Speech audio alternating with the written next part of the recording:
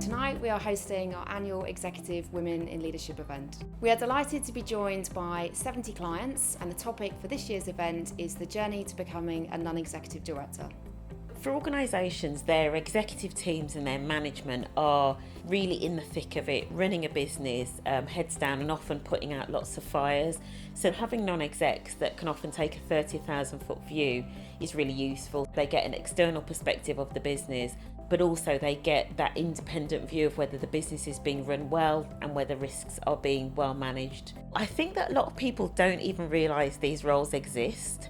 I know that certainly when I've recommended a few people for NED roles or asked them if they're interested, sometimes they say, what does a non-exec director do? And I think also then when people do know that the roles are there, they don't necessarily have the self-belief to go for them. And sometimes that's because they've had quite a rocky road in the boardroom up to that point. Well, finding a non-executive role takes a lot of time. So everybody said to me it's going to take you at least 12 months to land your first NED role, and they weren't wrong about that. It takes a lot of time meeting all of the headhunters and getting your CV out there, and because there are so many different headhunters in this space who do recruitment for NEDs, you need to make sure you spread your net far and wide.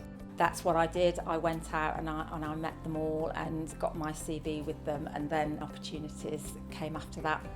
One of the things that I was advised to do, which I thought was really helpful, and I wouldn't have thought about it had somebody not told me this, is to rewrite your CV, rewrite your sort of marketing material in a different way that's more appropriate for a NED, and it brings out different things than you might on an ordinary CV.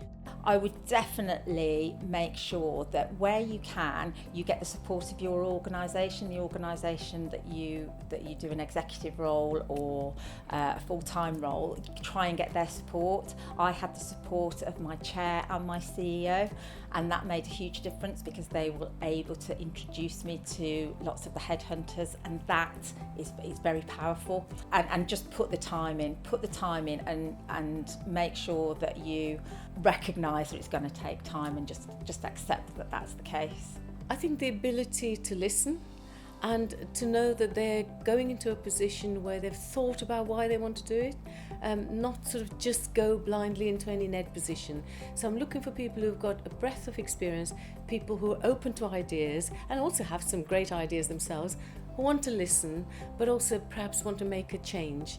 You've got to get it right that when you go for a NED position, you're not there as an executive, and I think it's really important people don't blur that distinction. You are there as a non-exec. You're that critical voice, you're that challenging voice, but also supportive voice around that table.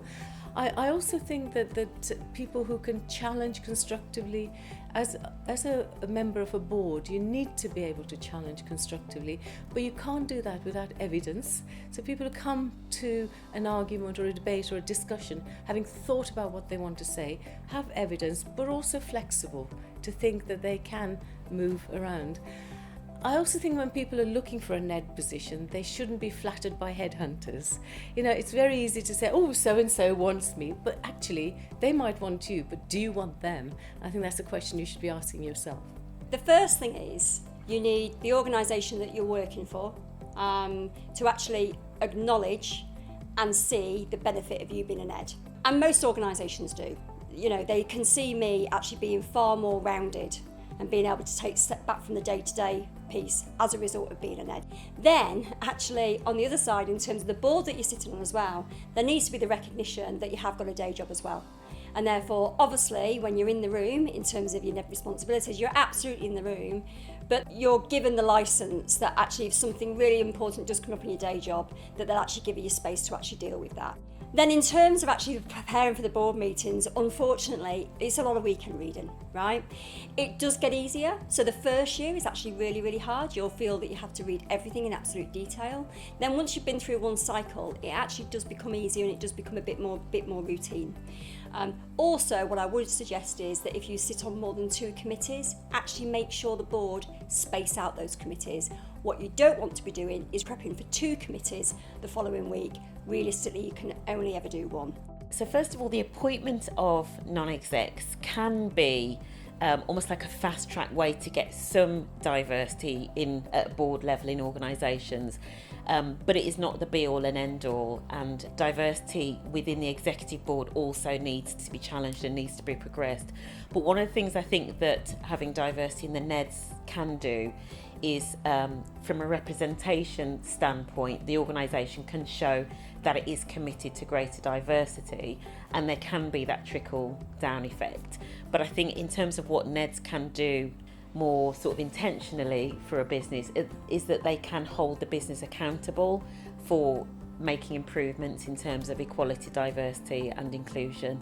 There's a lot to do, and it doesn't start just in the boardroom. So I think often when we think about boardroom diversity, we literally just think about just the boardroom and, you know, what can you recruit and how can you develop individuals so that they're ready for the boardroom.